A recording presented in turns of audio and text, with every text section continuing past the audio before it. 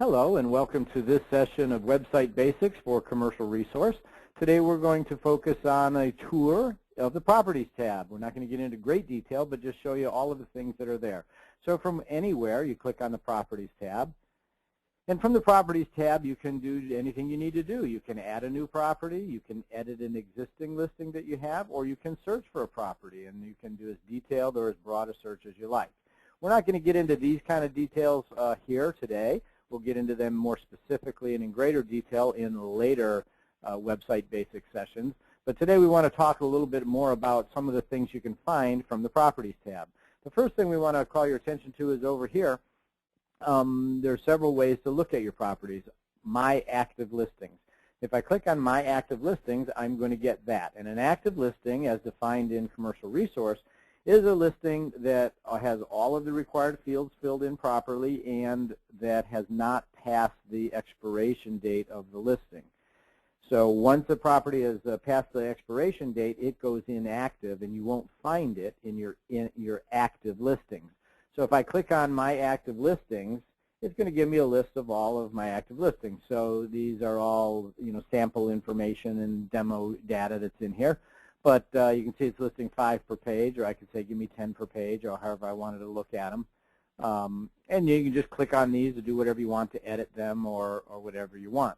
So if I look in here and I'm thinking, geez, I have another listing, an active listing that's not in here. Why isn't it showing up? Why isn't it showing up? The only reason it wouldn't be showing up is because it's not an active listing. And what that means is that it has passed the expiration date of the listing, and so it's not going to be in your active properties. To find it, you go to All My Properties. And in All My Properties, you'll see just that, all your properties, everything that's available, everything that is a closed lease, everything that's expired, things that are pending, and things that are under contract. So let's say this were the property that you were looking for in your active listings. You say, oh, geez, it's expired. It hasn't expired. I renewed that. Well, you can click on it, then click on Edit, and then go to the Details tab and see, oh, geez, the expiration date, I didn't update it. So you can simply go in here and update this date, save it, and then it'll show up in your active listings.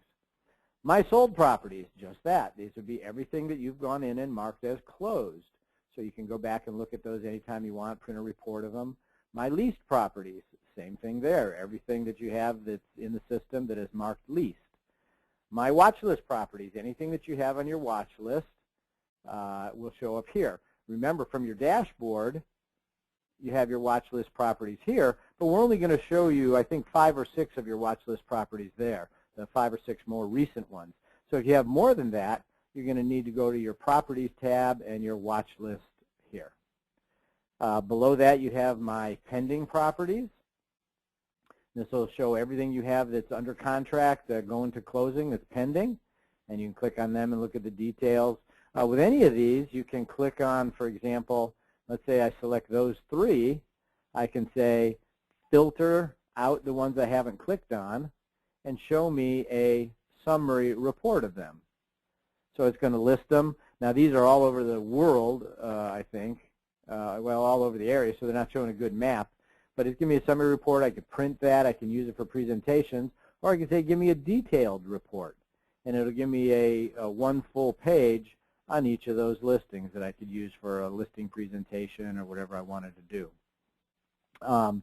So those are your pending properties. You can browse by company.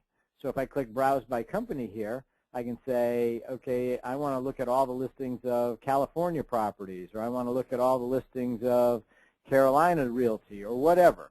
And you can look at them that way. So that's a good overview of the Properties tab. We'll get into more details on how to add a property, how to edit a property, how to search for properties in later sessions.